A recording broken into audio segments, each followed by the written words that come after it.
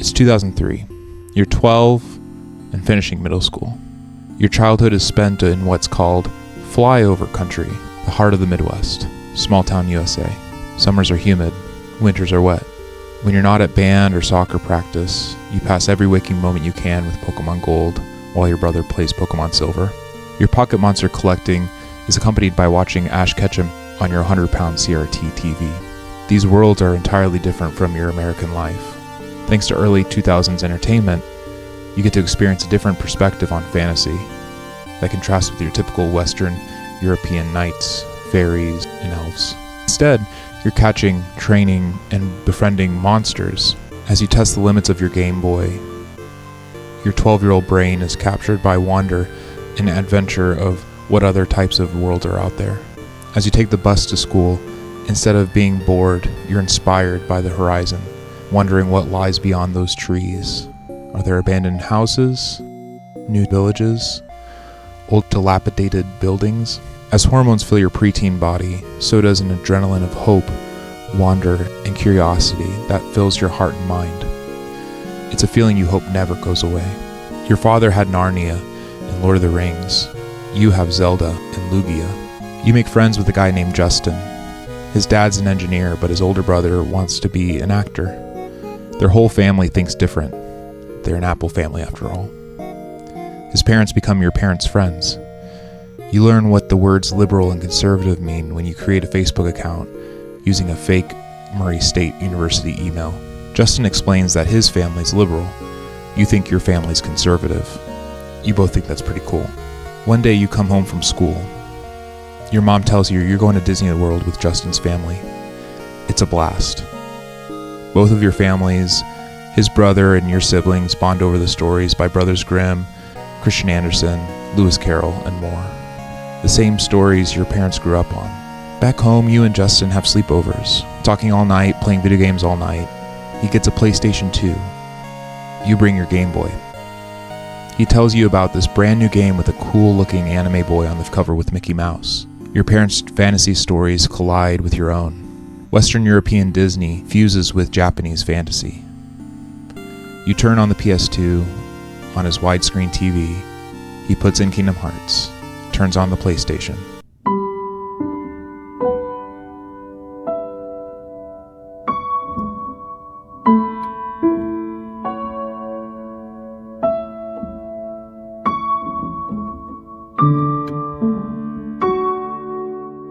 Even though you're both 12, neither of you say anything for a while. But eventually the excitement of a new world becomes too much for you, and you urge Justin to press the start button.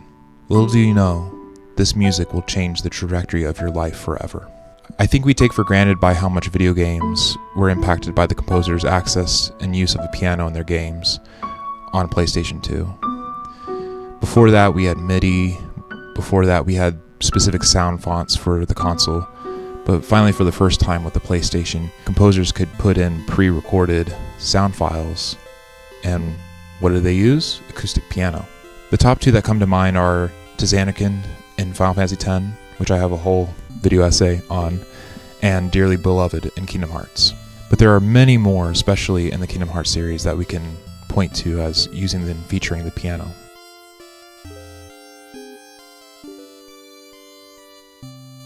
Not to mention, a lot of those piano sound fonts on PlayStation 2 sounded pretty good. Yoko Shimomura, the composer for the series, began piano lessons at around age 4 or 5, and then later on went on to Osaka College of Music as a piano major. But I think the best rendition is that official piano collections arrangement in Field and Battle by Natsumi Kameoka. It features the power of canon and how it may be layered throughout a composition to give it a memory for the listener and a certain amount of nostalgia when you hear it back.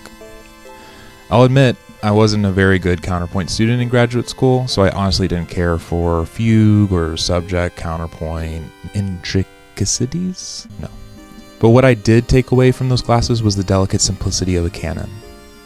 Unlike fugues or other contrapuntal tools, canons don't care for parallel motion or dissonance. They're simply loops before looping was even cool. And what does the title Dearly Beloved even mean? It's a colloquial often used in wedding ceremonies.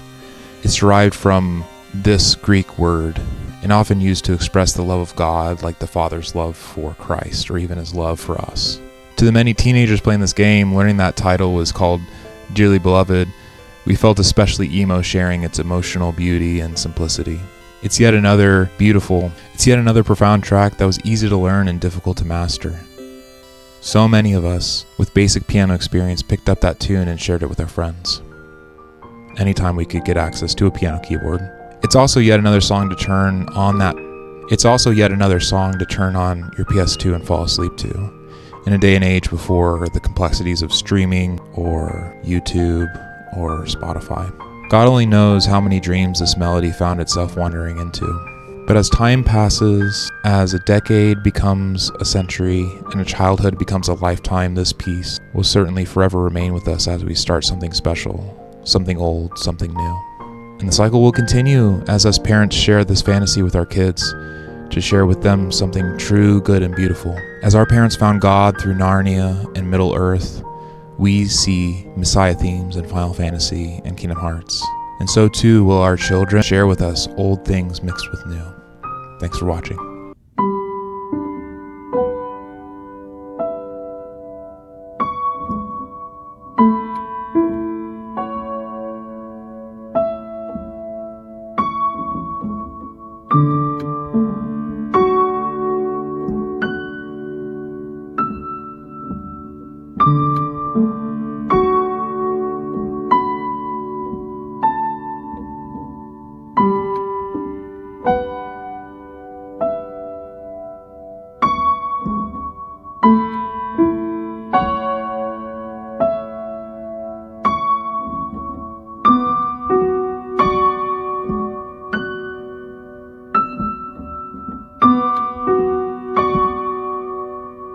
Thank you.